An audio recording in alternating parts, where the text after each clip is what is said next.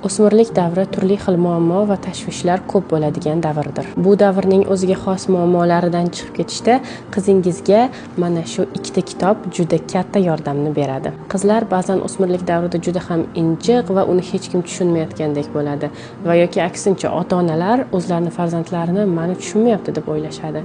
Shunaqa payt meni fikrimcha eng yaxshi yo'l bu mana shu kitoblarni qizingizga berib, shuni ichida senga aytmoqchi bo'lgan hamma gapim yozilgan, o'qib chiq deyishingiz bo'ladi. Bu kitoblarning ichida bir qiz bilish kerak bo'lgan hamma narsa bor. Va bilasizmi nima? Nafaqat o'smir qiz, balki har qanday yoshdagi ayol bu kitobni o'qishi shart. Hattoki o'zim o'smirlik yoshidan ancha oldin o'tib ketgan bo'lsam ham bu kitoblarni o'qigandan keyin turmush tarzimga, hayotimga ancha o'zgartirishlar, to'g'rilashlar kiritdim. Shunday ekan, bemalol bu kitoblarni qiz va ayol tanishlaringizga sovg'a qilishingiz mumkin. Shu va shunga o'xshash kitoblar haqida har kuni bilmoqchi bo'lsangiz, meni Instagram va Telegram sahifamga obuna bo'ling.